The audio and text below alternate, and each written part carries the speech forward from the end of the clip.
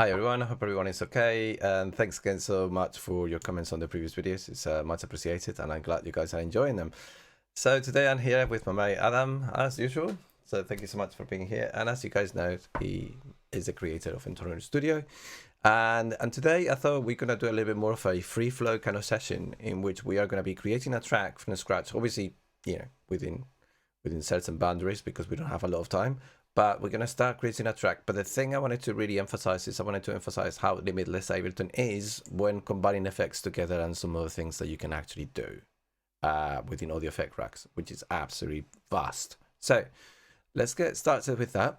All right, so as you can see here, we've got an empty template. And also you can see we've got Hektagon Studio here as well, so we can make some melodies with it. And so we're just going to start with some drums, I think. Let's just use that one for now. So as you obviously know, like when you're working with Ableton, one of the things that's really handy is that we can use the slicer mode in Simpler and then actually chop up the drum beat and reprogram it ourselves. So we're just going to start. We're just going to up the tempo, I reckon, to like 170 because that's kind of like a speed that we both feel comfortable with, like in our productions. Sure, yeah. I'm going to start with like a simple thing in here. So let's just quickly set it up. So I'm just going to preview the samples. Okay, that's a good kick. So I'm going to start with that. Change into draw mode. Add in some kicks. And we're going to do like a half tempo sort of flavor. So let's get another. Okay, that's okay.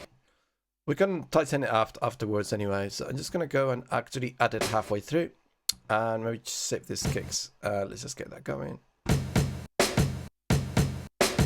Right, I'm going to move this a little bit so it's not so hectic. And I'm going to shift this out of the way as well.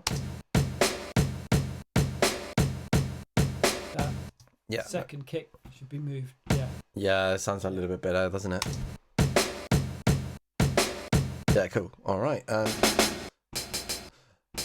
just gonna add some just hi-hats on the 1, 2, 3, 4, just to keep the momentum going. And remember as well, if you add hi-hats, you're gonna basically, because they're overlapped, then it's gonna become polyphonic. So you're not gonna be able to hear it if you are on playback mono. So you need to change that to poly, so you can actually hear the hi-hats on top of the other beat. All right, let's do a little bit of a fade out. Just going to suggest that, clean it up a bit. Yeah. And let's add a drum rack to give it some flavor, right? Not the drum rack, the drum bass, sorry.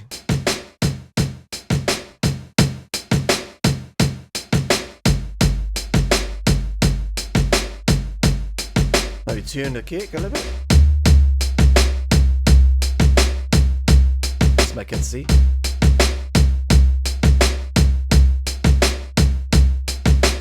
Cool. All right, so far so good. We're just applying basic effects. We got something going quite quickly. Yep. As you can see there. I've got a suggestion. Go for it. Make an atmosphere.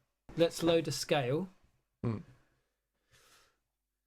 reason I'm saying this is because if we're going to be playing with different scales, using samples can start to get difficult. Yeah. To keep things in tune with the scale. Fair. Because the most samples are going to be in 12 tone equal temperament tuning.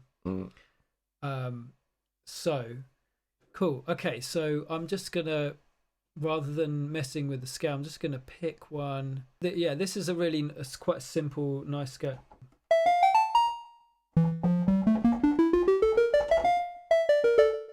I like it already anyway. It's a really nice consonant, simple scale. Yeah. So and we can use the internal synth for this one because my suggestion is we have a really simple sound, and then we can build up an effects rack with it, and I'll have an arpeggiator with some randomized notes. Yeah.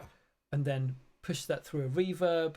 Yeah, we can create do something. Some phasing or chorus after the reverb and just turn it into an atmosphere. Yeah, we can create something fairly complex. Yeah, let's get an arpeggiator going. By the way, is it arpeggiator or arpeggiator?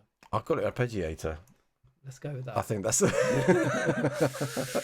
most of our students understand me. I don't know. Hopefully, it is arpeggiate. Yeah.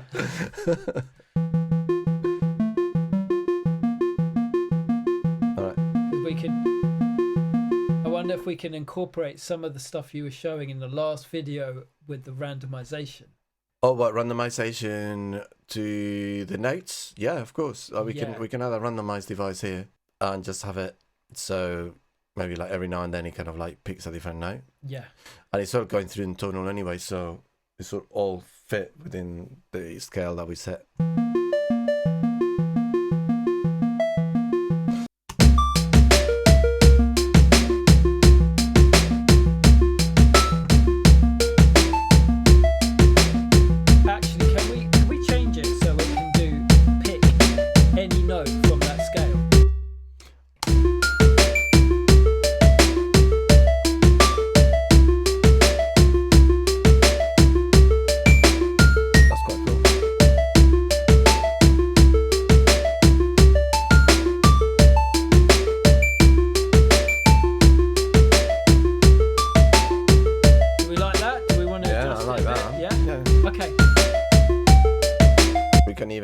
Like we can even add the randomizer to this as well, so that could be quite interesting. I think the thing with the randomizer definitely it's best to sort of I just do it in this way. So what I do is I duplicate the beat, and then I would then go to the envelopes, and here I will then turn the randomizer on only at one point. Otherwise it's just a bit too random for a bit, I feel like it's just so just slight variations. Yeah, slight variations every now and then. So at the moment you can see that that's on, right? But let's turn it off like that. Let's switch views. There's a shortcut as well if you want to switch views, which is Shift and Tab, which is quite handy if you're doing stuff like this. And then I just add it on maybe like here and here, just to kind of add a little bit of flavor just towards the end of the phrase or something like that.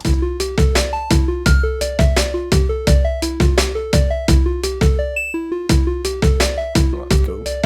If you didn't want to play anything. Let's change the choices so it's less, and let's add the movement. There you go. So there you go.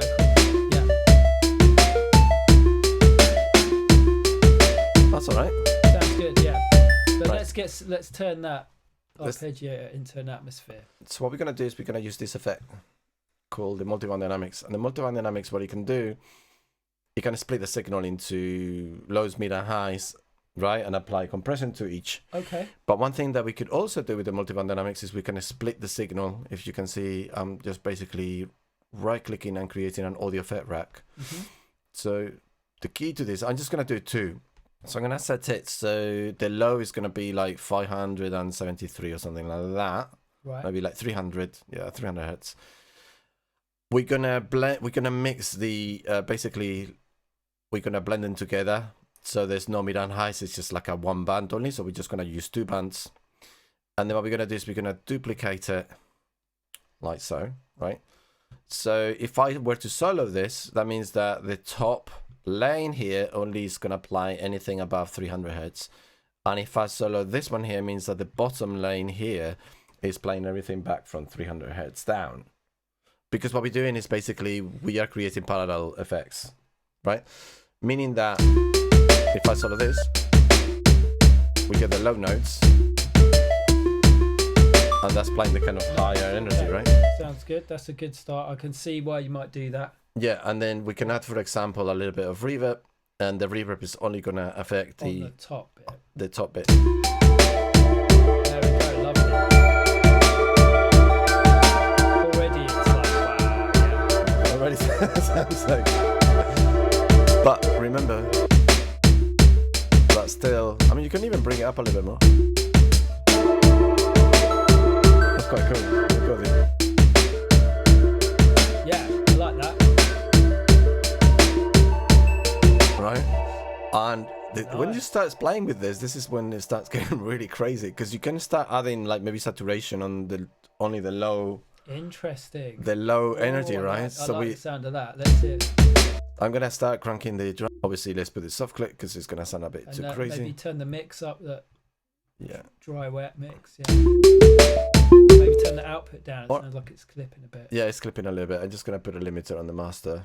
That's the best way to control it. Right. Okay.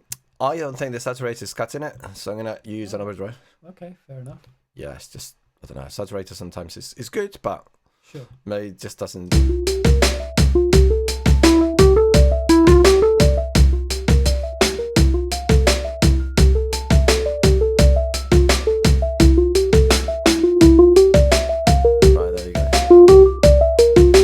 And then this one here, maybe we can add something else. We can add like a resonator.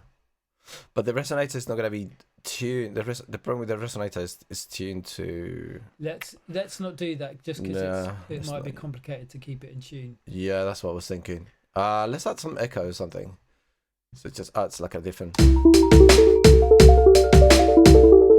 And let's just make it so it's like a little bit of difference between the left and the right.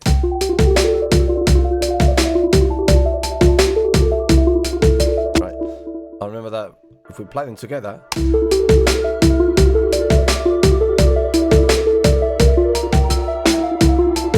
got this layer, and then we got this layer with one sound. Really cool, yeah.